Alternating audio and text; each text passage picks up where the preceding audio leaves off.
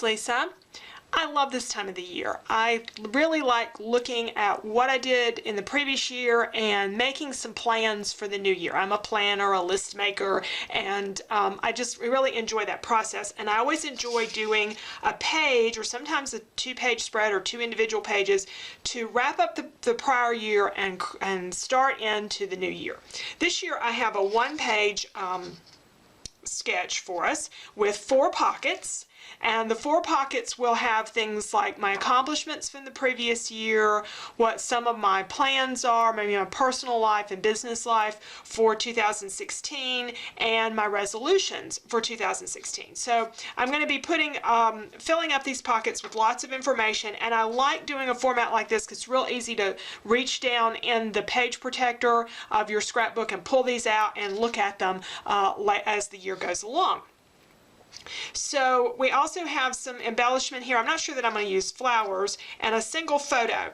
Now, one of the resolutions I probably ought to make for 2016 is to take more photos of I can't do selfies, have other people take more photos of me. I had one in my email from a friend that I missed when I was getting ready to do this page, but I had this one that she took of me earlier in the year, and I think it's really the most appropriate because my expression looks very hopeful and excited for moving forward. And I was having a really good time in her house, and that's the reason for that happy look.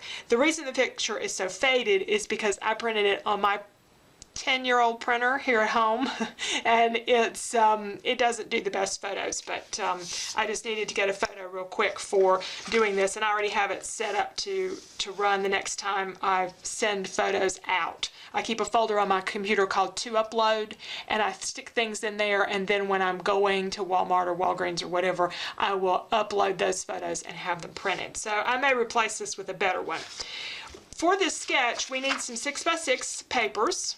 I need 4 of them for the different pockets, and then I'm going to use a little bit of paper to sort of trim the top of the pockets. You could do that with washi tape, or you could use some border stickers, or you could actually use trim, like a ribbon or something to go over that if you wanted to. But I've got so many beautiful papers in here. This is the Simple Life from Echo Park. It was on clearance at a cherry on top about a month ago. I picked it. Usually the paper I pick for this page is whatever I really am in the mood for, what I like, what looks good. For me, it's not about so much advancing the story as I am with my other pages. I'm just looking for something that's fun and pretty for me.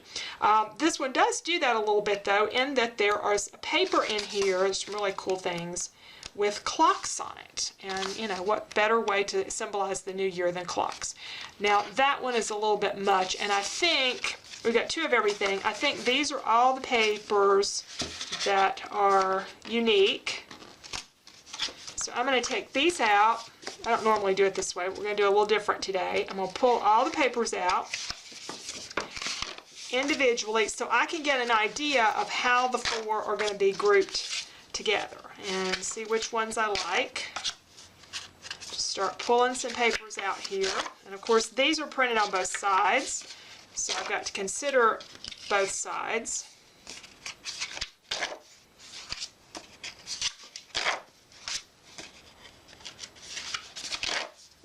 And see, I would use that solid probably, like that one, like the trees and the birds and this. Okay, and now I want to use the clocks for sure, and it has a clock thing on the back. But now I won't be using all of it. I'm going to be cutting it down. I think this is about 4.5 inches, 4 1/4, 4.5 inches for the size of my pockets. So some of that back will get saved.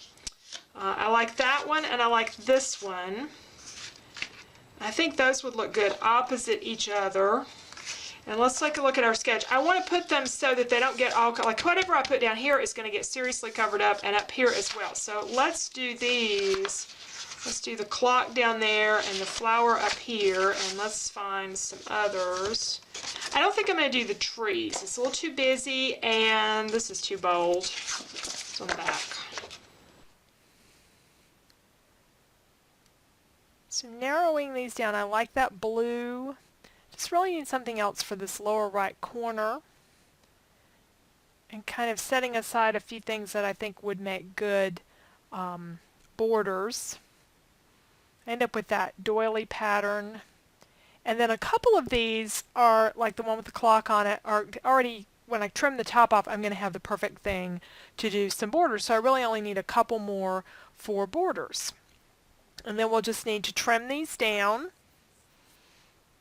My sketches always print to 6 by 6, so I just need to double whatever the measurement is, and this was 2 1/4, doubled is 4 1/2 to cut each of those 6-inch pieces, and then I'm going to cut a strip that's 1 inch and then score that to go over the top of each of the pieces of paper. As I say, you could do washi tape or other things for this if you wanted. I am going to be sewing though, so I'm not sure I'd want to really sew through washi tape.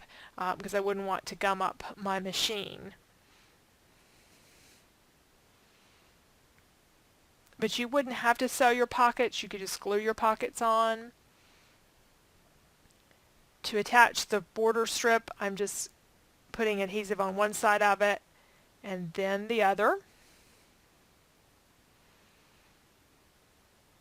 And when I laid these down here, I have one of them that wasn't straight, and I really should have straightened it. I just dropped it down to where they both lined up, but I really should have taken the time to straighten that one. I didn't quite realize how crooked it was until I got everything on and sewed on, and it showed a little bit more, but in the end it didn't, because the photo and stuff ends up covering it up.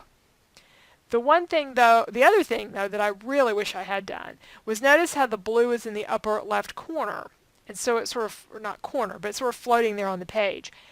The blue is the heaviest color, it's the darkest color, and it draws the most attention. It's also the most different of the papers in terms of color. I think it would have been better in the lower right-hand corner where I'm going to have all of the photos and all the embellishment and stuff. Now I'm adding just a little bit of glue around these to hold them on. Most of the time when I take things to the sewing machine, I don't pre-glue. Sometimes I'll do a little bit of removable adhesive, but in this case there were several pieces and they needed to line up, so I wanted to go ahead and glue those, and I glued on the very edge where I won't be sewing through that. And then I just take them to the machine and I sew around the edges, and I backstitched at the top because I wanted them to really be adhered well, since I do use these pages and go back and pull stuff out of the pockets and refer to them.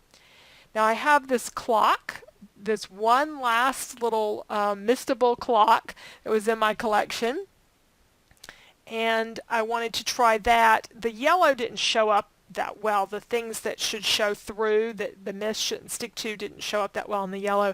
So I added a couple of other colors before I was happy with the appearance of it. But I did finally get a color that I really liked for the clock. And I'm going to use that instead of trying to find a die cut of a clock. And I've typed up my journaling and put those in the pockets. The accomplishments, I had a couple of pages there. I was delighted that I had accomplished some big things in 2015, but those didn't leave a lot of time for little stuff. And I was pleased that there were quite a few things when I started going through my journal. I'm also looking for stickers and stuff here and pulling some paper that I'm going to use for some die cuts. Doing the accomplishments is always one of my favorite things out of the year because it just makes me feel good that I did a lot of stuff in the preceding year. And they're things that mean something to me. Nobody else will probably ever see this. Not my lifetime anyway. So it's just for me.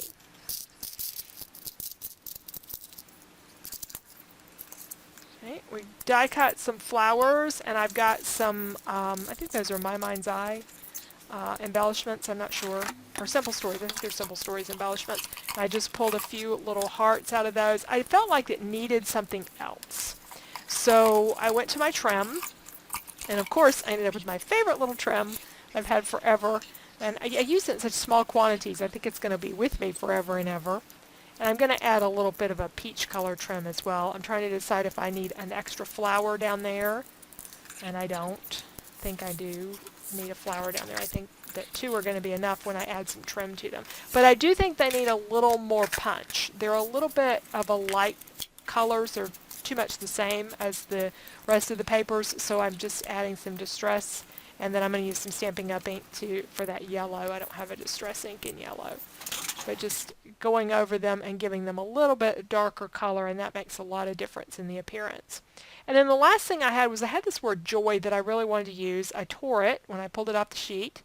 And I've put it in a kind of an unusual place. It's laying on top of the clock, but it really shows up well there, and I think it was a good finish for the page.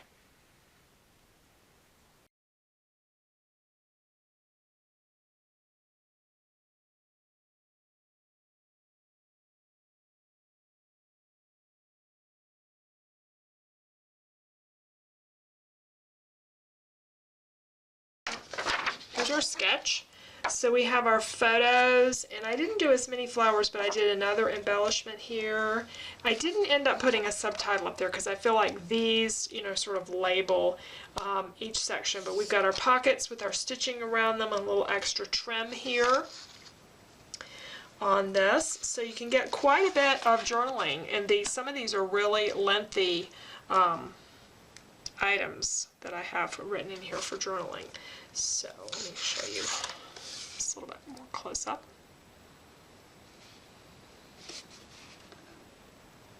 Okay.